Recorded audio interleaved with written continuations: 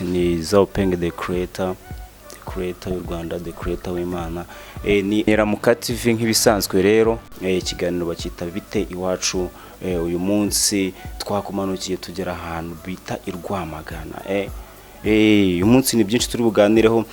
Batugejeje aho bita kuri Dieta Bar Resto. Ni ahantu ushobora kugenda ugafatira ikintu, ukaba wahicara n'umuryango wawe. Ni ahantu ushobora kugenda ukaba wahicara ukaganira n'inshuti yawe umeze neza.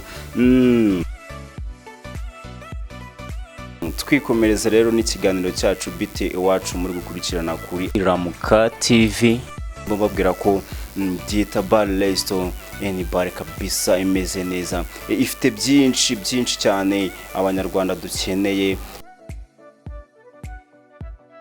N'ahantu rero ushobora kuba wategurira inama yawe y'ubukwe ikagenda neza ku mutuzo nta rwaserera.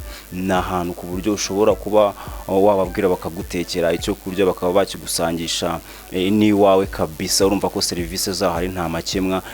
Wumve yuko nka Ramuka TV byadufasha umwanya.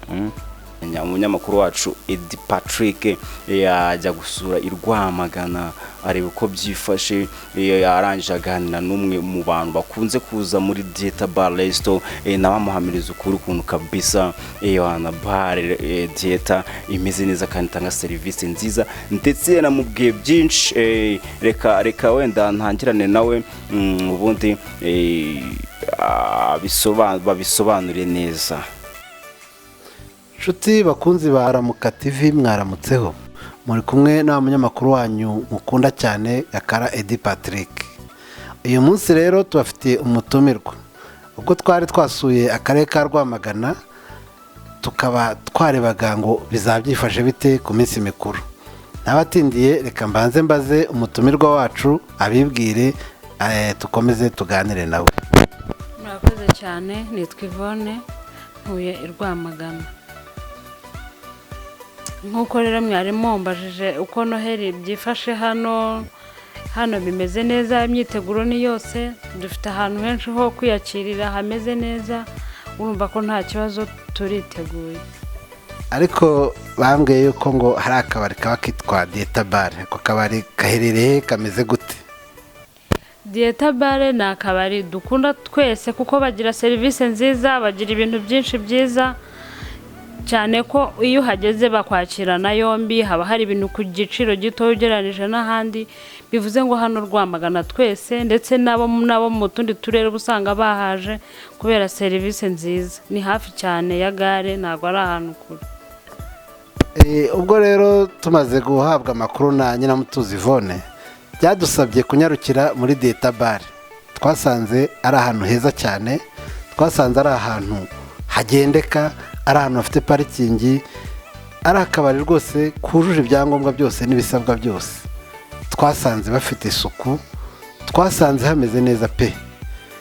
Biteguye kwakira abantu ku bunani kuko Noheli yo bamaze kwakira abantu.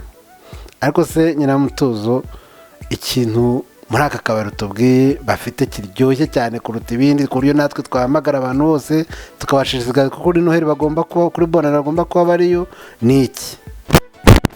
Hano muri Dieta ikintu gikunda kuturyohera, haba hari inkoko, hari amafi, kandi za nkoko nziza za zindi atari bizimwe bita ngo ni intuburano. Muri Dieta nta nkoko z'intuburano zihari. Hari inkoko nziza zimeze neza, amafi meza, ya mafi arobeweho ako kanya, ntago ari yayandi aba yuzuyemo za barafu. Urumva rero ko ifi nzima nziza ibihari, nta kibazo kiba gihari. Twajya kumenya ukuri ku byo Nyiramutuzi Yvonne arimo atubwira, twegereye Mucoma kugira ngo adusobanurire uko biba bimeze. Hi guys, nitwa Jackson, nkabandi chef w'igikoni cya Dieta Company Limited. Twabahaga ikaze, tuba dufite ibintu byiza cyane. Dufite chicken grilla, dufite fish grilla, dukora roast, dukora buffet, amakomande agiye atandukanye, ari catering naho turabageraho. Ibyo mukeneye byose mu gikoni tuba tubifite. Bruschette nziza na buffet nziza, byiza cyane. Tubahaye ikaze buri wese ukeneye kurya neza yatugana no muri Dieta Company Limited. African tea nziza cyane, tukagira spasti, tukagira n'ibindi byinshi mwahagera, komande zose mukeneye turazibaha. Murakoze. nk'uko rero mumaze kubyibonera, mubonye ko Dieta Bar ari bare yatwiteguye, ari bare nziza cyane, isuku, mwabonye ko n'abashaka kuba bakora amanama bahaza.